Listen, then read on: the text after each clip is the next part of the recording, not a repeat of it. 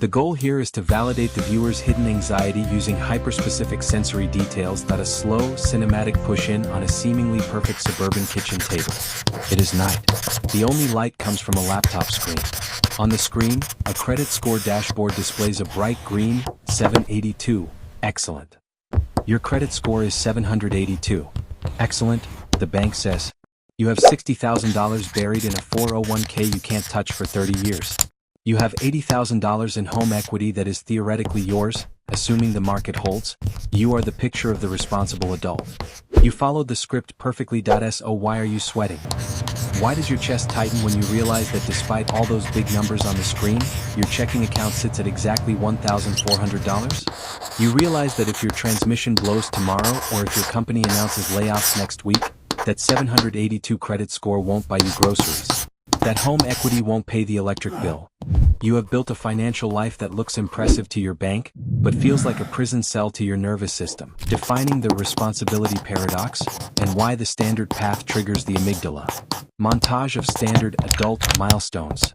Signing a mortgage deed, putting money in a retirement envelope, declining a dinner invitation. You are suffering from what I call the responsibility paradox. You have done everything right, and your reward is a gold-plated cake. Today we are going to dismantle the responsible adult myth.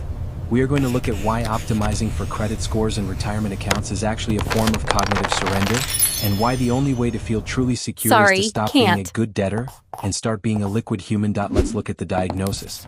Why does being responsible feel so heavy? The human brain, specifically the prefrontal cortex, loves plans. It loves the idea of deferred gratification. It tells you, suffer now, be safe later. This is why you max out the retirement account and overpay the mortgage. This is the part most financial advice skips. Not the math, but the mechanism underneath the math.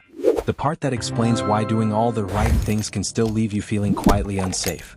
To understand it, you have to stop thinking like an economist and start thinking like a nervous system. Your brain is not a spreadsheet. It is a survival engine built hundreds of thousands of years ago. At the center of that engine is the amygdala, the ancient lizard part of your brain responsible for threat detection, hunger, danger, uncertainty. The amygdala does not care about retirement projections, compound interest, or net worth charts. It does not care that your balance sheet looks impressive on paper. It only asks one brutal question. If something goes wrong right now, can we respond? And this is where the conflict begins. Modern finance rewards illiquidity. We are told that the responsible path is to lock money away, into houses, into retirement accounts, into long-term investments that cannot be touched without penalties, paperwork, or psychological shame. From a mathematical perspective, this makes sense. The liquid assets grow. They protect against impulse spending. They force discipline. But biology does not operate on 10-year timelines. Biology operates on access. When your money is locked away, your net worth may be rising, but your perceived survivability is not. Your brain sees a paradox. I am richer than ever, and yet I feel trapped. This is not irrational. It is evolutionary. Imagine building a fortress. At first, it feels empowering. You lay thick stone walls. You reinforce them with steel. 10 feet thick, then 20. Nothing can get in. You tell yourself, this is safety. But in your obsession with defense, you forget something essential. You forgot to build a door. Now yes, your fortress is strong, but you cannot leave it. You cannot respond to threats outside the walls. You cannot adapt. Safety has quietly turned into confinement. This is what illiquidity does to the modern middle class. On paper you are doing well. You own property. You contribute to retirement. You invest responsibly. But in reality your mobility has collapsed. Your money exists, but it does not move when you need it. A medical expense appears. A job opportunity requires flexibility. A family emergency demands cash now, not in 30 days, not after penalties. And suddenly you realize something unsettling. You are wealthy and powerless. This is why people with high incomes still feel broke. This is why homeowners panic more than renters during downturns. This is why people with six-figure retirement accounts lose sleep over a single unexpected bill. The fortress protects your future, but starves your present. Psychologically, this creates chronic low-level panic. Not panic attacks. Not visible breakdowns. Something quieter. More corrosive. A constant background anxiety. A sense that you are one bad month away from disaster. A feeling that your life is heavy, rigid, unforgiving. This is often labeled politely: house poor, asset rich, cash poor, retirement secure. But strip away the branding and what it really means is this: you are insolvent with good PR. Your balance sheet looks fine. Your nervous system does not agree. To make this concrete, think of an RPG video game. You start with a limited amount of gold. Every decision matters. Instead of balancing your resources, you spend everything on the heaviest, most expensive armor available. The stats look incredible. Defense through the roof. But now your inventory is empty. No health potions. No stamina boosts. No mobility upgrades. Worse, you are so weighed down you can barely move. At first this feels safe. You can take a hit. But then reality changes. A small, fast enemy appears. Not powerful, just agile. You try to run. You can't. You try to reposition.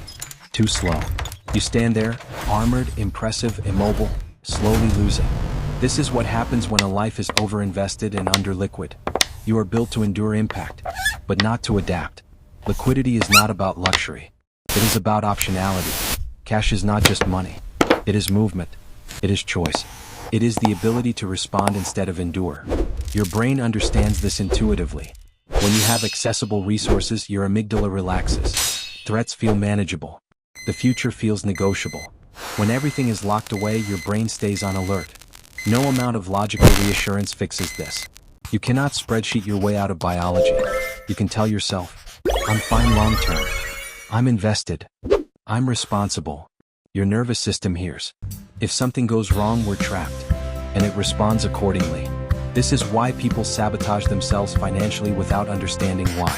They overspend on small pleasures, not because they're irresponsible, but because their brain is desperate for immediate access to relief. They resist investing further, not because they don't understand compound growth, but because locking away more resources feels like sealing another wall in the fortress.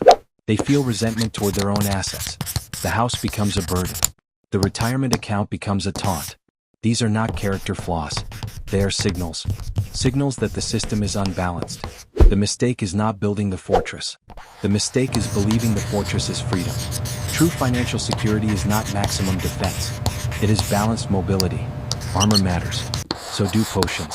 So does speed. A life that can only endure blows, but cannot move, is not secure. It is waiting. Waiting to rust. Waiting to be outpaced. Waiting for a slow, grinding loss that no one sees coming. Illiquidity turns strength into fragility. It disguises stagnation as safety. And it teaches an entire generation to feel anxious inside their own success. Until the door is built.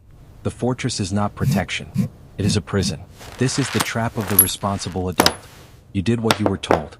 You delayed gratification. You chose safety over flexibility, stability over agency. You traded movement for permanence. And no one warned you about the cost. Because here is the cruel irony of the modern economy. Safety is an illusion. The systems you were told to trust, stable jobs, stable markets, stable institutions, are no longer stable. They are fragile, just heavily insured. And fragility punishes rigidity. Let's strip this down to something uncomfortable but true. The person with $200,000 in home equity and $0 in the bank is fragile. So why does it feel wrong? The person with $0 in home equity and $50,000 in cash is anti-fragile. This sounds backward. It feels irresponsible to say out loud. But think about power, not morality. Not virtue. Power. The second person can move. They can pivot. They can quit a toxic job without begging permission from fear. They can invest in a new skill. They can survive a mistake. The first person cannot. They are anchored to their house, their mortgage, their fixed costs. They can only sit inside their expensive shelter and hope nothing breaks. And hope is not a strategy.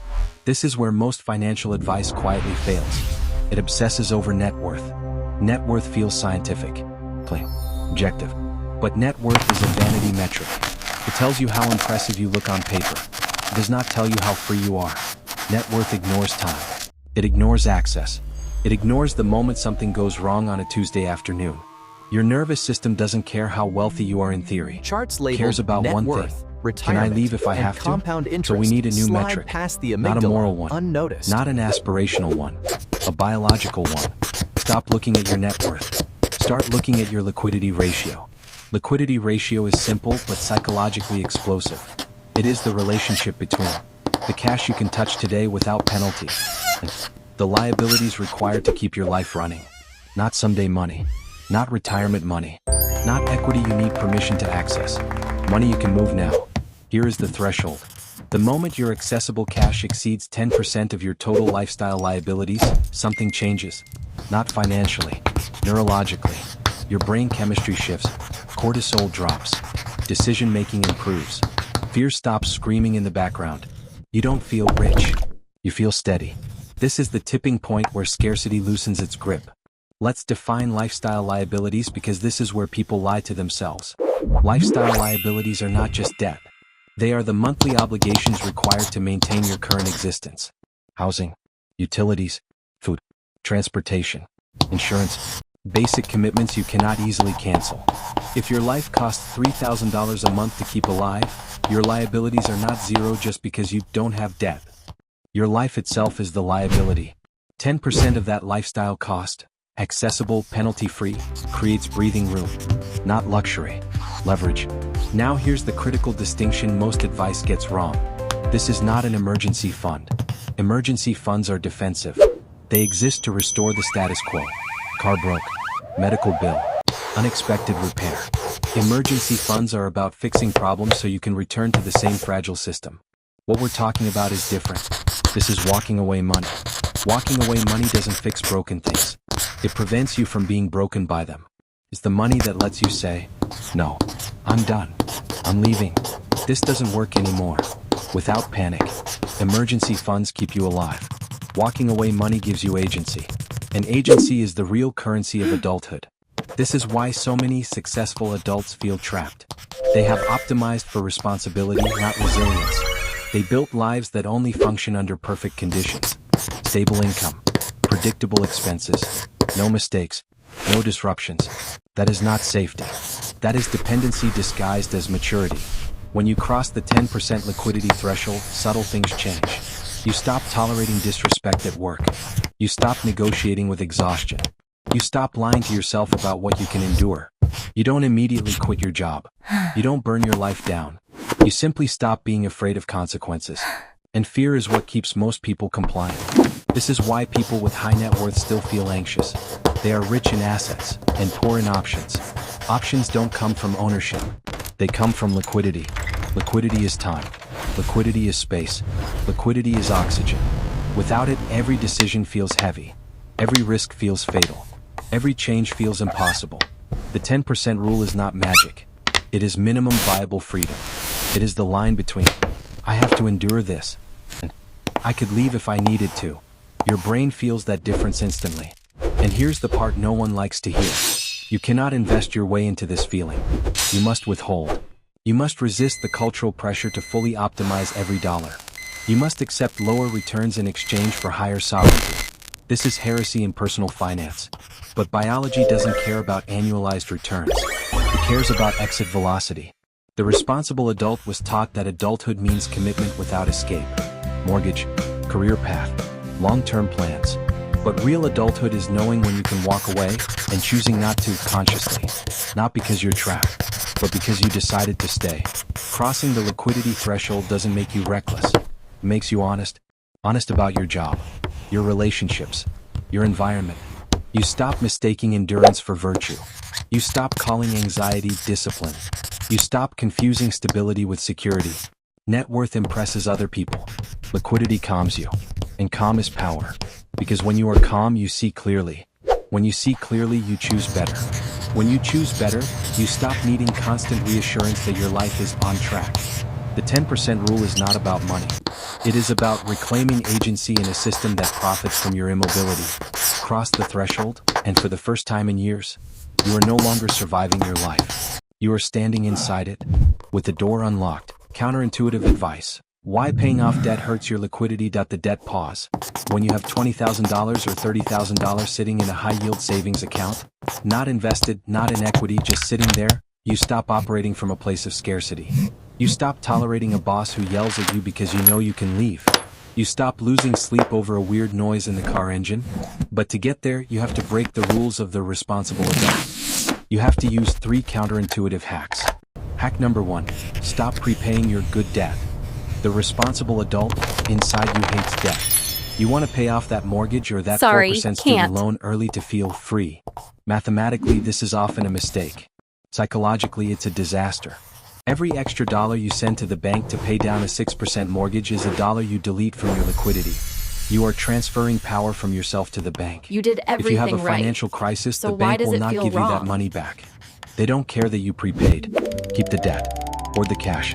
The security of having $50,000 in the bank is infinitely higher than the satisfaction of having a slightly smaller mortgage balance.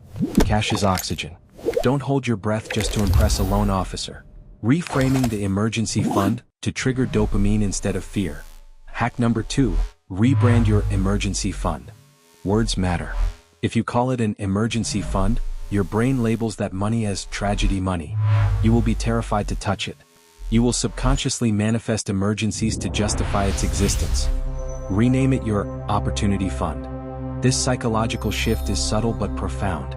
An emergency fund is for when life happens to you. An opportunity fund is for when you want to happen to life. When you view that $15,000 stack not as a shield against disaster, but as a ticket to freedom, to start a business, to take a sabbatical, to buy a dip in the market, you stop resenting the cash dragging down your investment returns. And You see it compound as interest buying potential slide energy. past the